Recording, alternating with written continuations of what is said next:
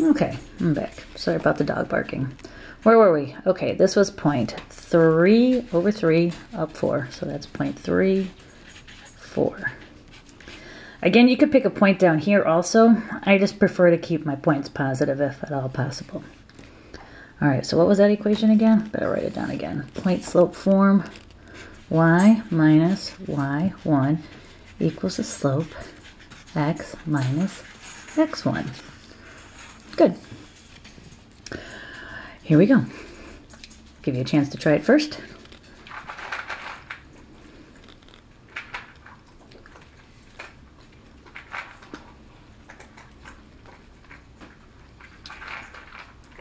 Let's see. Y minus my y value for y1 is 4 equals my slope 1. X minus x1 value is 3. Good job. Ooh. This line is going down, so I have to make a mental note of that to have a negative slope. I'm going to pick this point and probably this point. Again, I could pick this point also. So let's say I pick that point. That means I'd be going down 2 and over 1, 2, 3, 4, 5, 6. Well, negative 2 over 6. I have to reduce to negative 1/3. Then I might as well pick this point, which is negative 1, 2, 3, negative 2. So negative 3, negative 2. Okay. I just broke my keep it positive rule, but that's all right.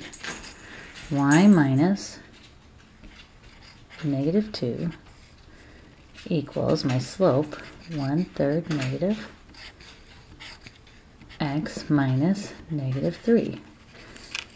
And I'm going to go back and make both those negatives be positive.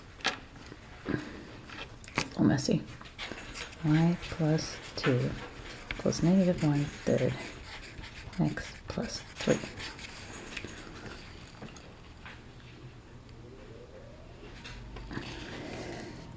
Here's a steep slope. That tells me I'm not going to get a fraction for a slope. Or if I do, it'll be, the top number will be bigger than the bottom. Or numerator will be greater than the denominator. Which point should I pick? Let me see. I'll pick the origin. Pick that point there. Maybe I'll pick that point there. Okay. Looks like I'm going. Well, you guys figure it out first.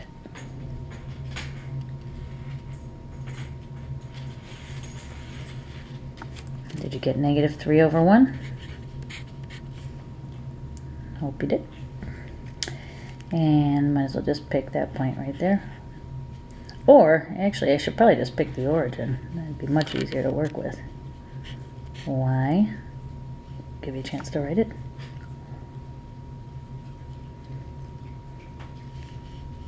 Okay, y minus 0 equals negative 3. Now, I'm not going to put 3 over 1 because negative 3 over 1 is the same thing as negative 3. And later on, you're going to have to distribute that. That might confuse you to have the 3 over the 1. Okay. Let's pick our points. Give you a chance to do that. Let's see, probably, I'm guessing, did you pick this one and this one? Or maybe you picked this one and that one. Either way, let's count. Up 1 over 1, 2, 3, 4.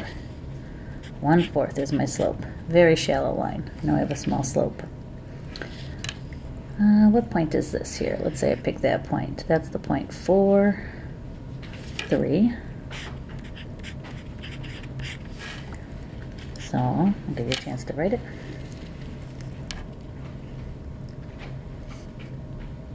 Y minus 3 equals 1/4 x minus 4. Alright, if at any point you need more time, just pause the video before you write it. Alright, time for our challenge problem. Write the equation of a line in point-slope form. Let me highlight that. Y minus y1 equals the slope x minus x1. Going through the points 2, 3, and 6, 5. Okay, the difference here is I don't give you the slope, I give you 2 points.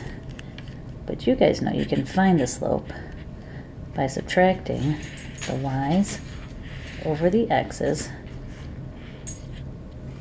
Hold on a second. So that's 5 minus 3 over 6 minus 2. 5 minus 3 is 2 over 4. I'm going to reduce that all the way to 1/2. Okay, that's only the slope. Now we have to pick our point. You can pick either point that you want, the 2, 3 or the 6, 5. I'm going to pick both of them to show you it doesn't really matter. Let's go with the 2, 3 first. I would have y minus 3 equals 1/2 x minus 2. Or, let's say instead I had picked the point 6, 5. Well, then I would have had y minus 5 equals 1/2 x minus 6. Here's why I'd say it doesn't matter which point you pick. They're both on the line, so either point will work. But I'm going to take this a step further and show you something new. Let's say I want to change this into slope-intercept form. I would have to distribute, so I multiply the 1/2 by everything. Y minus 3, 1/2 times x is 1/2. 1/2 times negative 2 is negative 1. Then I'd want to simplify it by getting that 3, negative 3 over there, so I'd have to add 3 to both sides. Which would give me, those are going to cross out, y equals 1/2 x plus negative 1 plus 3 is 2. And that should look like a familiar form, mx plus b. Watch what happens here when I distribute. Again, y minus 5 equals 1/2 times x is 1/2 x. 1/2, well, half of 6 is negative 3. Well, just 3, and then the negative brings down. Simplify it by bringing the 5 over. And now I have y equals 1/2 x. Negative 3 plus 5 is positive 2. Notice, did we get the same thing both times? We sure did. I'm going to be doing more of that in the future. Have a good night.